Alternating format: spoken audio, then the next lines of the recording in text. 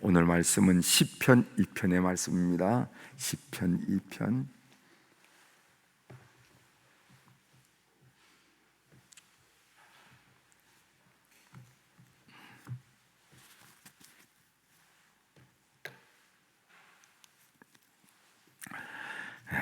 제가 봉독해 드리겠습니다. 시편 2편. 어찌하여 이방 나라들이 분노하며 민족들이 헛된 일을 꾸미는가?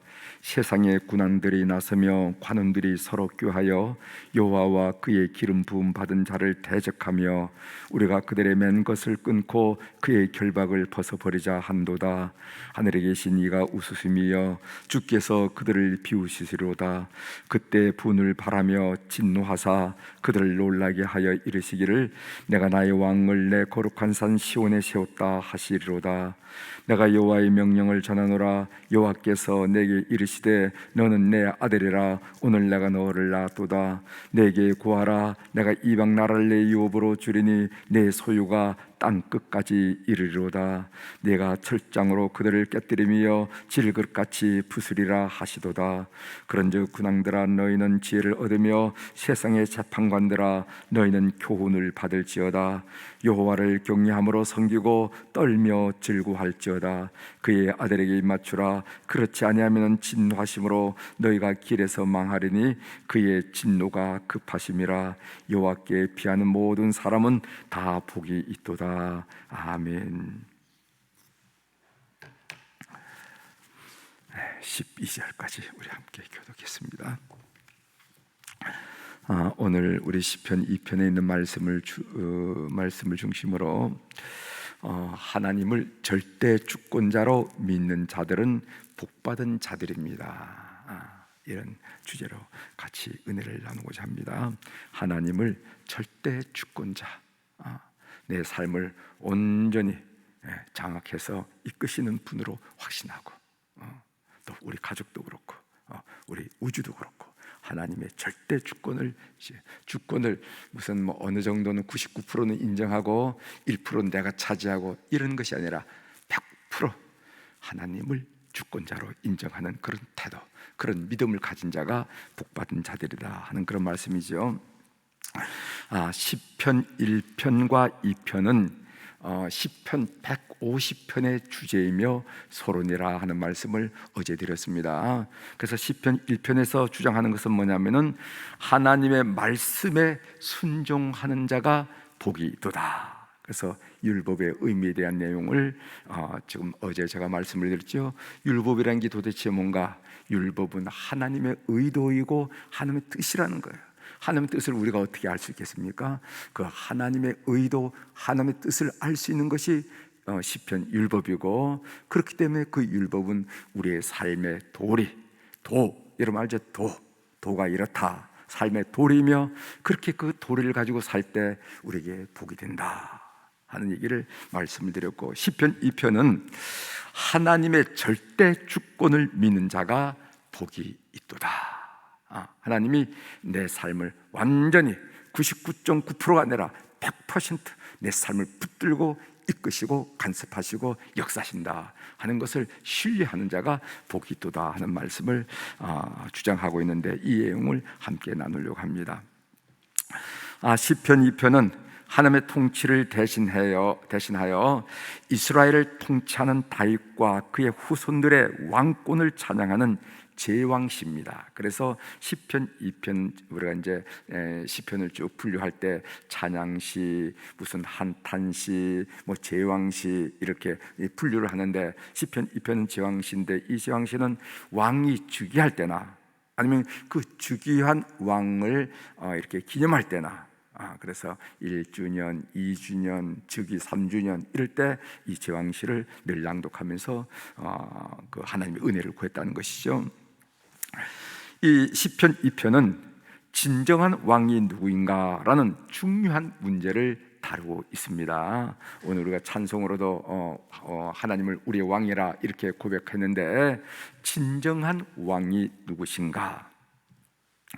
세상의 왕과 권세들은 자기들이 진정한 왕이라고 주장한다는 겁니다. 시편 2편 2절 3절에 나왔죠. 제가 읽어드리겠습니다. 2절 3절 세상의 군왕들이 나서며 관원들이 서로 꾀하여 여호와와 그의 기름 부음 받은 자를 대적하며 우리가 그들의 맨 것을 끊고 그의 결박을 벗어버리자 하노다. 그 마지막에 보면은 그들의 맨 것을 끊고 그의 결박을 벗어버리자. 이 말은 하나님의 통치를 받지 않으려는 인간의 그 교만을 나타내는 겁니다. 우리가 인간인데 왜 하나님의 지도를 받아야 돼? 왜 하나님의 통치를 받아야 돼? 왜 하나님의 간섭을 받아야 돼? 왜 하나님의 율법을 지켜야 돼? 하는 그런 생각을 한다는 거죠. 그래서 우리가 그들의 맨 것을 끊고 그의 결박을 벗어버리자 하는 것은 하나님의 통치를 받지 않으려는 인간의 교만함을 드러내고 있습니다. 이때 하나님의 반응이 무엇인가? 한마디로 가소롭다는 겁니다. 가소롭다. 하나님의 통치를 거절하고 하나님의 통치에 저항하고 하나님 통치를 벗어나려고 하는 그 인간들의 태도를 보고 하나님이 가소롭다. 4절을 읽어드립니다. 하늘에 계신 이가 웃으심이여 주께서 그들을 비웃으시로다. 이렇게 말했습니다. 그렇습니다. 하나님은 그들과 인간들과 근본적으로 다른 존재예요. 우리 인간이 만물을 설계하시고 만물을 창조하시고 그리고 만물을 운영하시고 만물을 보존하시고 만물을 주관하시는 하나님과 감히 어떻게 겨룰 수가 있겠습니까? 그래서 본문은 하나님과 세상 권세를 다음같이 비교하는데 그 9절에 보면 이런 말씀이세요. 네가 철장으로 그들을 깨뜨리며 질그릇같이 부수리라 하시도다. 그러니까 여기 보면요, 철장과 질그릇으로 이렇게 비교하는 것을 보게 됩니다. 철장이라는 것은 뭐냐면 쇠붙이, 쇠막대기를 말하죠. 철장 권세, 쇠막대기를 말하고 질그릇은 흙으로 만든 그릇을 말하는 게 아니겠습니까? 쇠와 흙을 비교하고 대비시키고 있음을 보게 됩니다. 쇠는 강하고 흙은 약하여. 그래서 하나님의 권세는 이 세상의 그 어떤 권세보다도 그 어떤 재물보다도 그 어떤 지식보다도 그 어떤 권위보다도 강하다 하는 것을 시편 2편이 강하게 선포하고 있음을 우리가 보게 됩니다.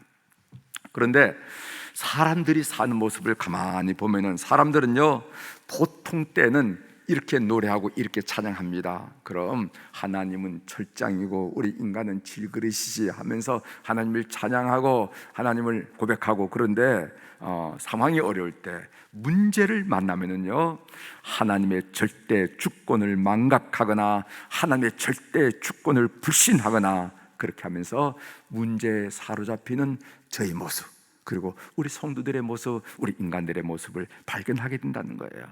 그래서 문제 앞에 당황하게 되고 문제 앞에 초조하게 되고 문제 앞에 불안하게 되고 문제 앞에 두려워하게 되고 문제 앞에 우리 얼굴이 사색이 되고 밤잠을 못 자는 우리들의 모습을 발견하게 된다는 거예요. 그러나 믿음의 사람은 어떤 존재인가? 그 순간 문제보다도 그 문제에 넘어 계시는 하나님을 바라볼 줄 아는 사람이고, 믿음의 사람은 오히려 위기 때 의연하고 강하다라 이거죠.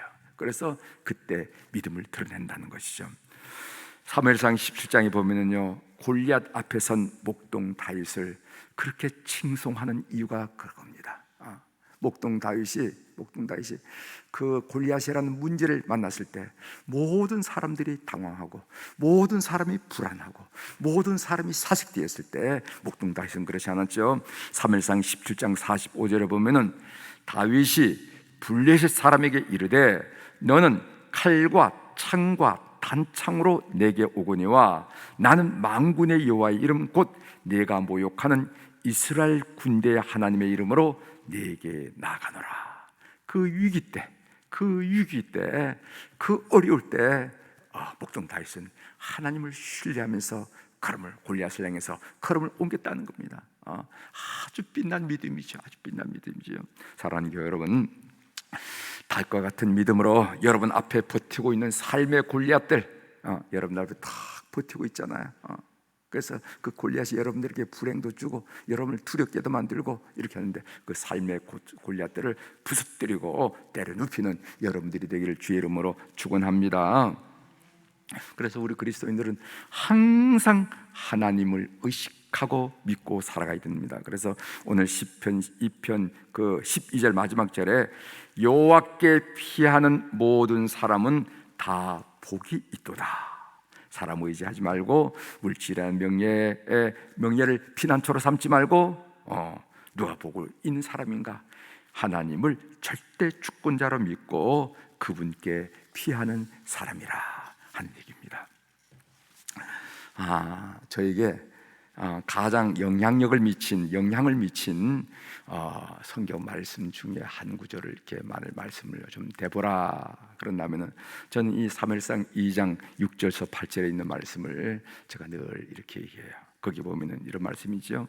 뭐 성경 말씀이 다 금싸라기 같죠. 금싸라기 같고 때때로 상황마다 경우마다 주신 말씀이 귀하지만은 평생 동안 저희 마음속에 늘 자리 잡고 있던 말씀이 사무엘상 2장 6절 이런 말씀이에요.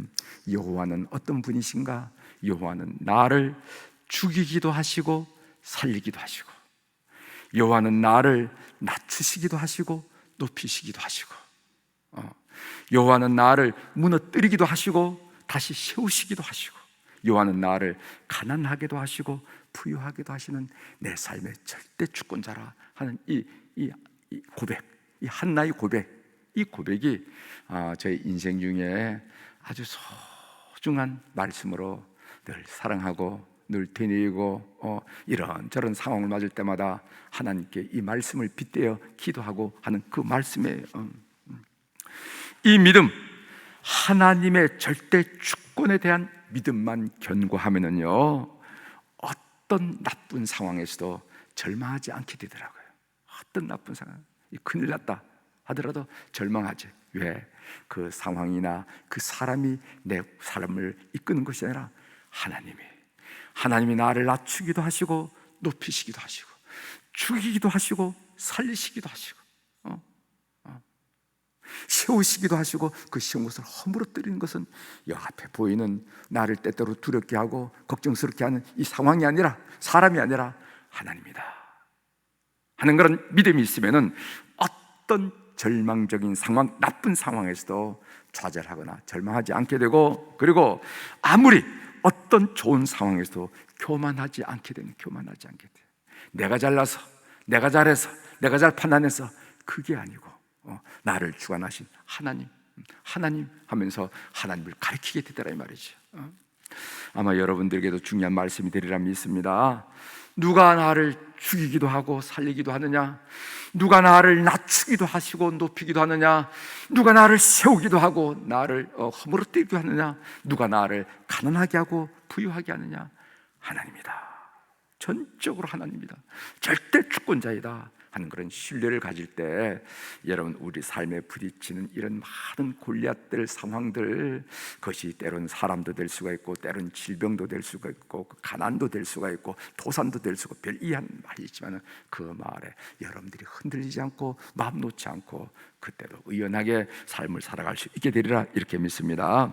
하나님을 진정으로 여러분의 삶에서 절대 주권자로 확신하는 여러분들이 되시기를 바랍니다. 꼭 그렇게 되시기를 바랍니다. 그래서 어떤 상황에서도 그것을 담대히 선포하면서 하나님을 바라보는, 여호와께 피하는 자는 복이 있도다 하는 말씀이 여러분들의 말씀이 되기를 주의 이름으로 축원합니다. 기도하시겠습니다.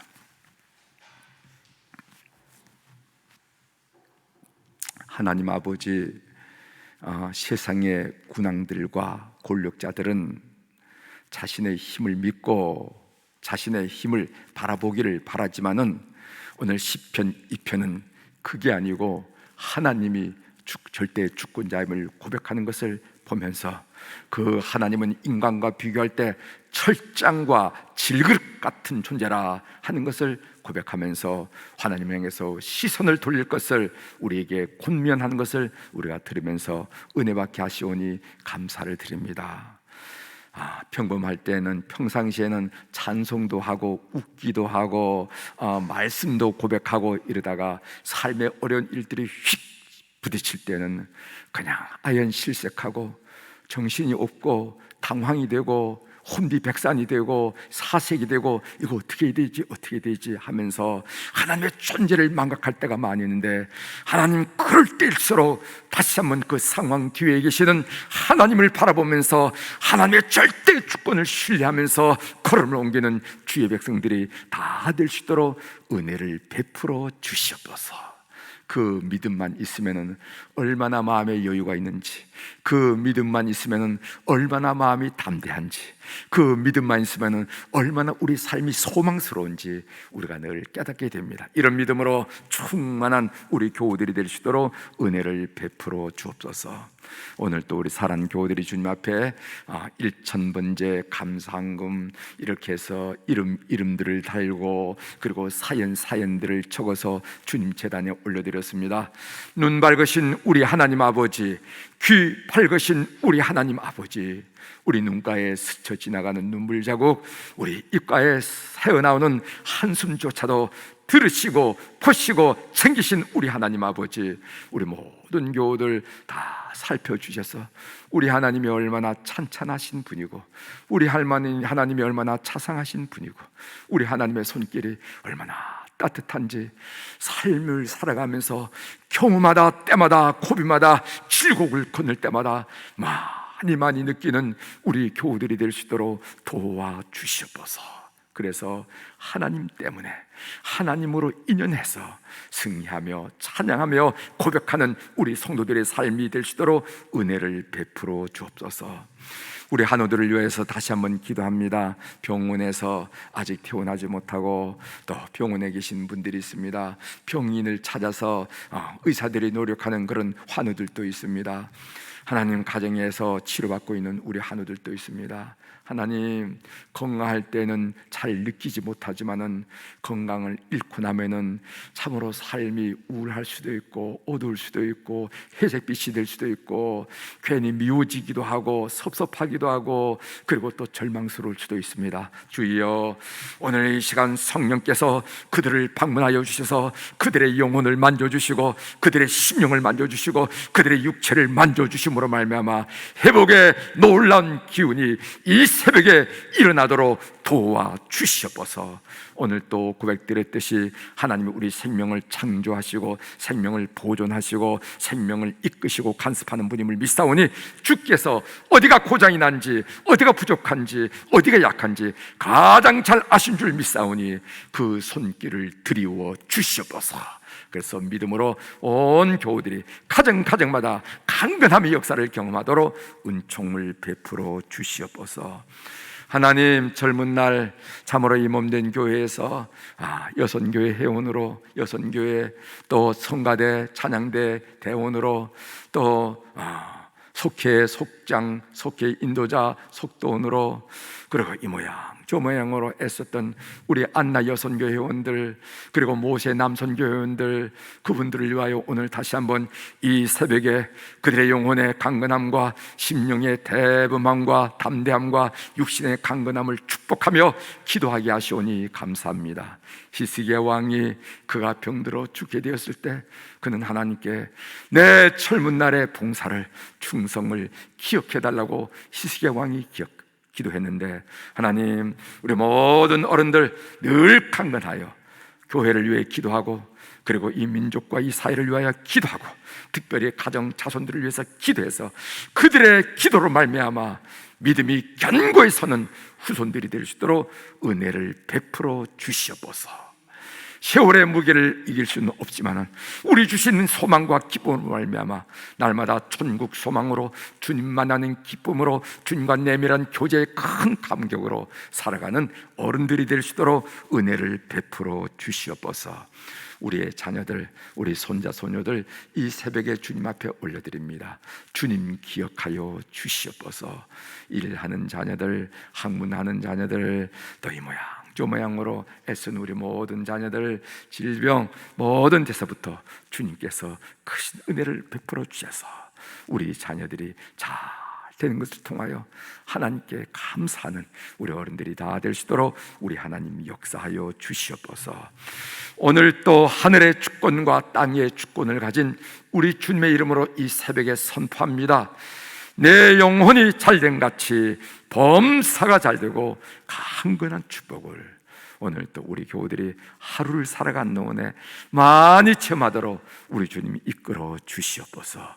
감사드리며 예수님의 이름으로 기도 올려옵나이다. 아멘.